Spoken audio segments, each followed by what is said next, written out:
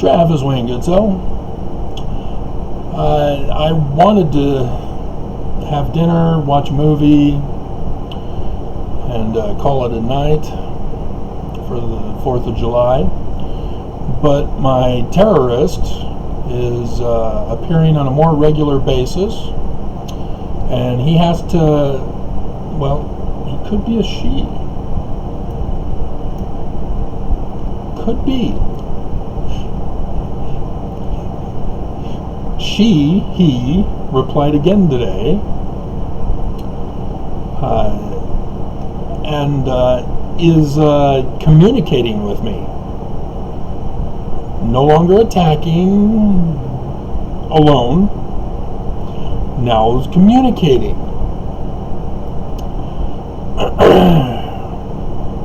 And so they're falling right into my trap.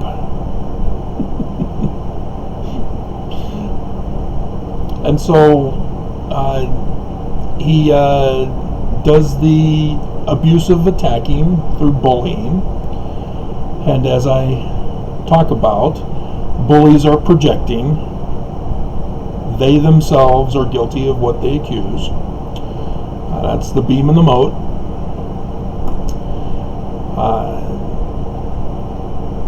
And so here they say, I will gladly call you out on your self-appointed opinion of you believing that you are the foremost authority of Mormonism.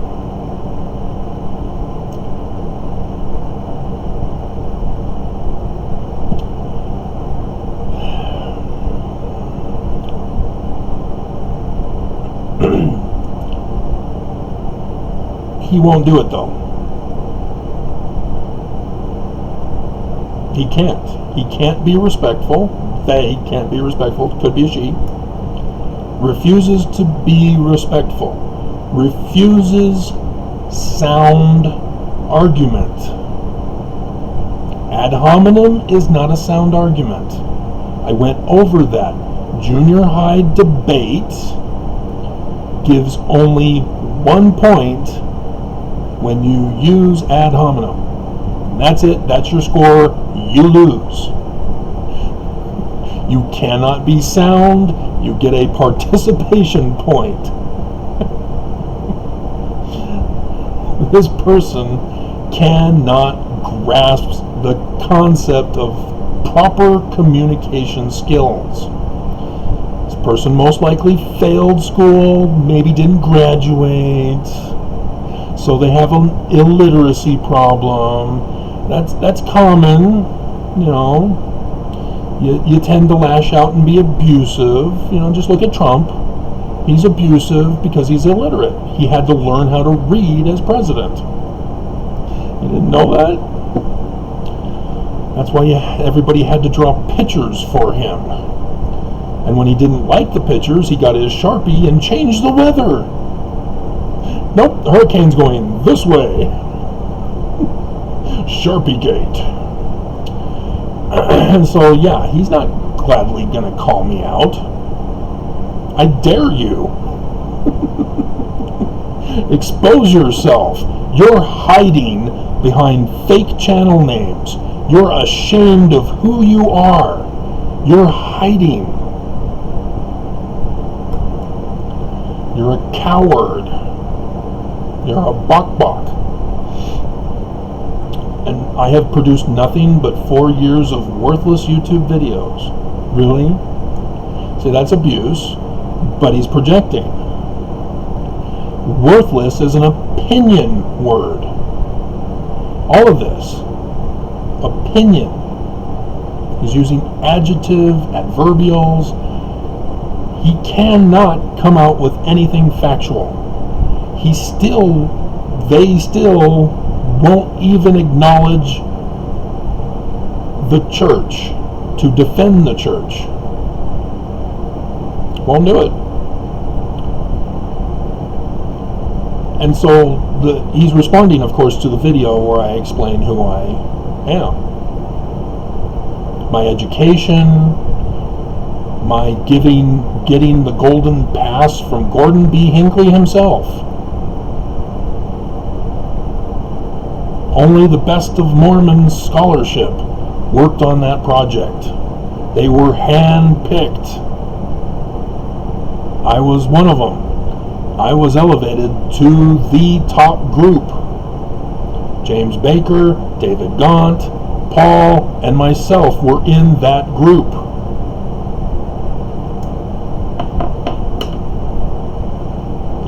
Many of you who live over in Sandy may have had seminary from David Gaunt. You may not know James Baker. His education was in Jewish law. So he knows all about how the gospel stories are talking about how the Jewish law was broken in the story of Jesus, among other knowledge. And this guy clearly does not understand. He refuses to accept what truth is. Truth isn't true. Reality isn't real. This person cannot accept what truth is. And of course, he's not defending the church. So he's not telling me what the correct doctrine is, what the correct beliefs are, what the correct opinions are. Won't do it. It's just an attack. This guy's a coward. He's a bully. And he won't face me. We get to that, where it's confused as to his sexuality.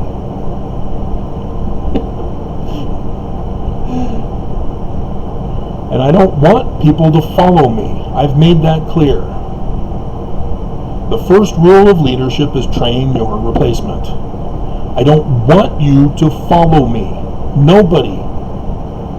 I want you to learn how to learn for yourself. The prophets want you to obey and follow them. I want you to learn for yourself. It's those little changes in my context that they think they're going to trick me up and trip me, catch me in a lie, like the false priests of King Noah tried to do to Abinadi. This is exactly, this guy knows his Book of Mormon very well.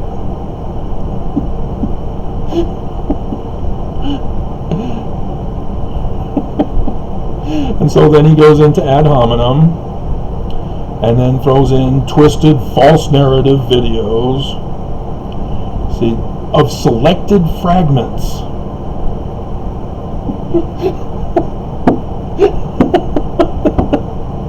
Oh my God! Again, the guy does not know how to learn. He's a flunky. He got poor grades in school. This guy's most likely in a Mormon gang. One of the white supremacist gangs. When you're doing research, you look for patterns. Canandaigua, New York is the pattern. It's the keystone of Mormon history. It's where Joseph Smith Sr. was the master mason, and while he was the master mason there, a William Morgan came to write his book. Not in his hometown of Batavia, where the press is. Nope, he traveled all the way over to Canandaigua, and that's where they learned about him and had him arrested. He never finished his book. What happened to his book? Oh, Smith Sr.'s son, Jr., comes out with a book that he just happened to find buried in the ground. It's gold, and it's an Egyptian. Well, that's like the Knights Templar. Wait a minute. Senior was of the York Rites, which has the Knights Templar. Huh. I wonder if there's a coincidence. See, things like that. And Heber C. Kimball. Oh yeah, I was raised to a master mason in 1 year, and then the next year I went to Joseph Sr., doesn't mention his name, Canandaigua, and I was approved to a skipping to the 7th rank of Royal Ark. And I'm twisting the false narrative. A twisted false narrative. Dear God, what an ass.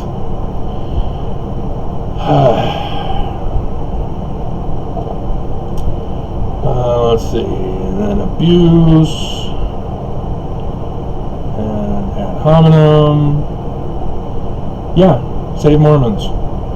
How many of you listened to me and stayed home and stayed safe during coronavirus, which was the latter-day prophecy?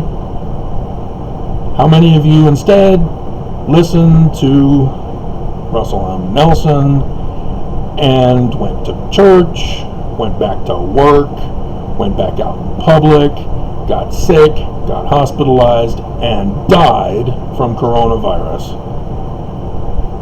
Who chose life? Oh, just me? Who chose death? Oh, all of you. And this is interesting. Because the person is now communicating with me, I now know his religious beliefs. And wow, they're whacked.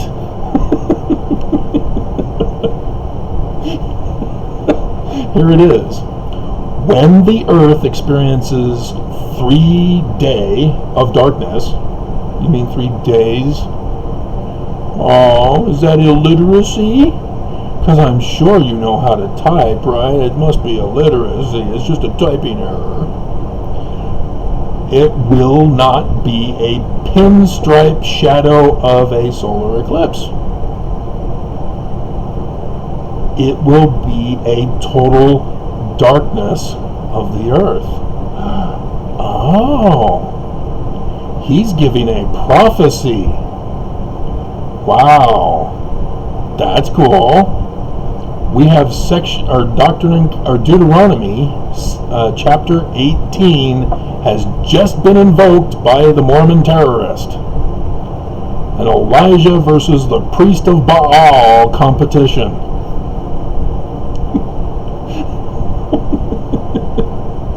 And so there you go. The battle is on. I've already identified all 3 signs in the heavens for the 3 days of darkness. The stories of Samson. The deaths that occur correspond with the constellation. The lion, Leo, his wife, not Delilah, the first wife. That's in October 2023. October 14th. It's an annular. It's called a ring of fire. How did she die? Burned. Fire. And then Samson dies. The sign of his death.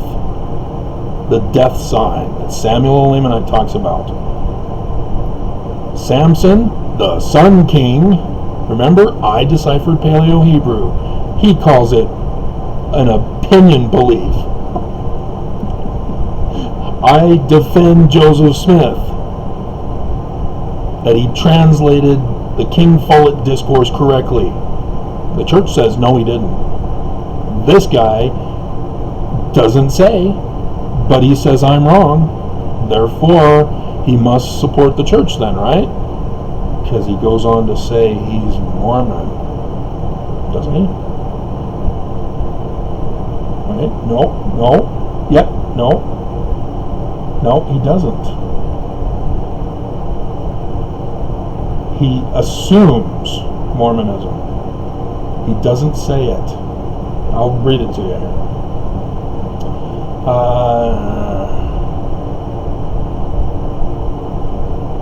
He assumes that only a real scholar would understand how his opinion belief is going to deny the laws of physics versus mine that conforms to the laws of science of astronomy. Dumbass. But he then goes on to say, as for your invitations to go on a date with you, no. Confront me to debate.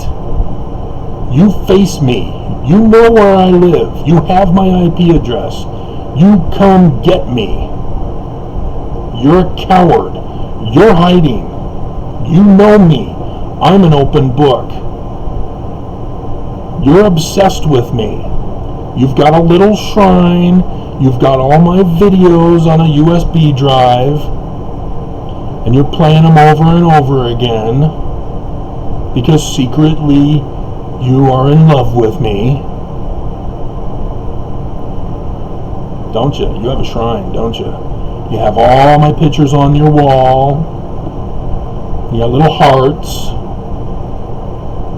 Because this is what little boys do when they have a crush on a girl. And they pull the ponytails out. They burn their hair. They push them in the mud. It's because they have a crush on them. This is you. You're a little kid. You're a little baby. He says, or she says, I am a married, monogamous, heterosexual who stays true to my temple covenants. Oh, how many different religions have temples where sealings are performed in the temples, where covenants are in the temples? See, this is called deductive logic. It's where you deduce from the information given that A plus B equals C.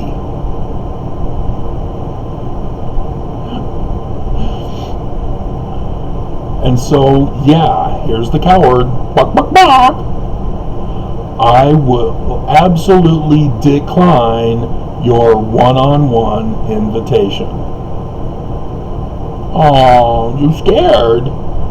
You don't want to face me. You'd rather hide behind fake channel names and throwing out abuse because you have a shrine dedicated to me. Have you freed those little girls yet? You said you were a pedophile. Have you freed them? Reveal yourself so we can call the cops to find out where those little girls are being kept hidden. So we go on. You've revealed more stuff about you. You're a terrorist. You support destroying America. But yeah, now we see that this guy's completely psycho. He denies science. He thinks the 3 days of darkness is going to be 3 days of the whole earth being dark.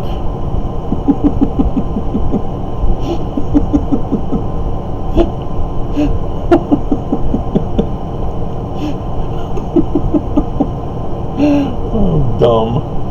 Dumb, dumb, dumb, dumb, dumb.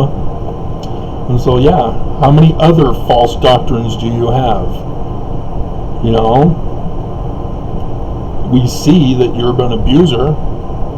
We see that you adhere to the Antichrist, the Great and Abominable Church, the Gadianton Band of Robbers, the Lamanites, all the bad examples. You know them by heart, and you're following them and obeying them. You're not choosing to be like a prophet. You're not choosing to be Christ-like. That's your Mormonism. See, I'm calling you out as best I can because you're hiding. So show yourself. Face me. You're a coward. You are the perfect example of Mormonism and why I must speak out against them. Because you and your behavior You must be stopped.